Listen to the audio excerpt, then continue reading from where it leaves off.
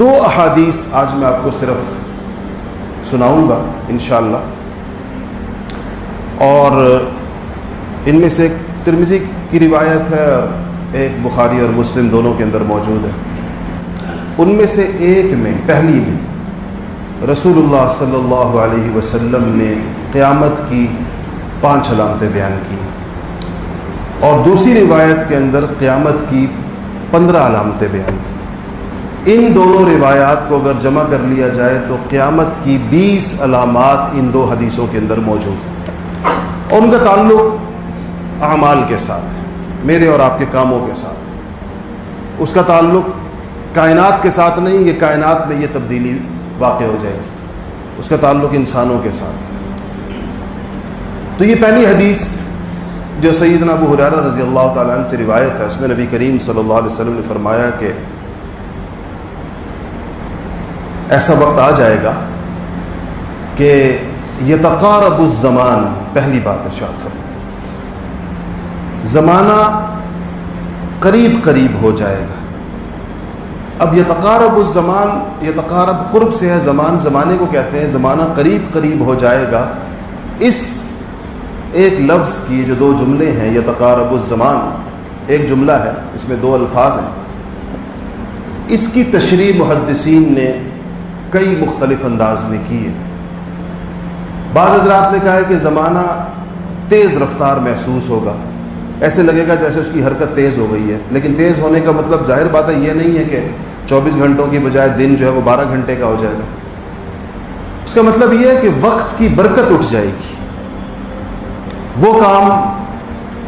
جو پہلے کم وقت میں ہوتے تھے اور وہ کام جو آسانی کے ساتھ ہوا کرتے تھے، وہ زیادہ وقت لیں گے، وقت میں برکت نہیں رہے۔ انسان کو دن گزرنے کا بالکل پتہ نہیں چلے گا، اور جس طرح دن گزرنے کا پتہ نہیں چلے گا، ہفتہ گزرنے کا پتہ نہیں چلے گا، مہینہ گزرنے کا پتہ نہیں چلے گا، سال گزرنے کا پتہ نہیں چلے گا۔ ایک تیز رفتار زندگی میں انسان جب کبھی ٹھٹک کے پیچھے مڑ کے دیکھے گا تو زندگی کا ایک بہت بڑا حصہ گزر چکا ہوگا، وہ حیران رہ جائے گا کہ اتنی بڑی زندگی گزر گئی۔ ایک تو فرمایا کہ وقت کی برکت اٹھ جائے گی، تیز ہو جائے گا، تیز انسانوں کے لیے۔ دوسرا فرمایا کہ وَيُقْبَضُ الْعِلْمِ، علم اٹھا لیا جائے گا۔ بڑے بڑے مجمعوں کے اندر کوئی صاحب علم نہیں ہوگا، بڑے بڑے انسانوں کے مجموعے بیٹھے ہوئے ہوں گے، ان میں صاحب علم کوئی نہیں، جاہلوں کی گویا کہ سیل لگی ہوئی ہوگی، اور دنیا میں جہل کی کثرت ہو جائے گی۔ بعض علماء نے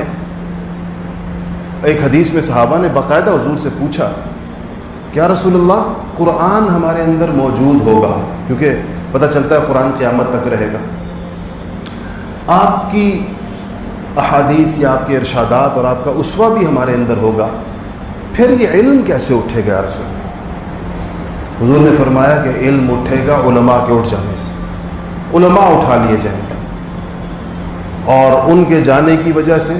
یا مار دیے جائیں گے یا اٹھا لیے جائیں گے یا فوت ہو جائیں گے، ساری چیزیں اس کے اندر داخل، تو اس سے ایک علمی بحران پیدا ہو جائے گا۔ آپ دنیا کے اس خطے میں رہتے ہیں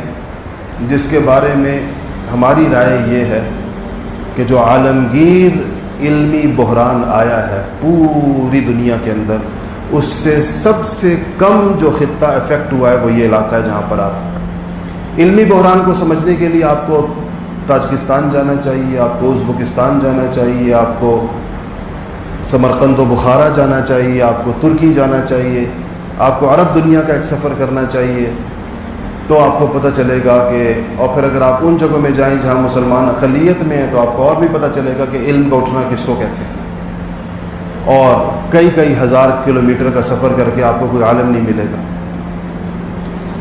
تو کہا کہ یقبض العلم، علم اٹھا لیا جائے گا۔ دوسری بات، تیسرا فرمایا کہ وہ تظہر الفتن، فتنے ظاہر ہو جائیں گے۔ فتنوں کا جیسے کہ دروازہ کھول دیا جائے، اس کے لیے سب سے پہلے آپ کو لفظ فتنہ کو سمجھنا چاہیے کہ فتنہ کہتے کس کو۔ فتنہ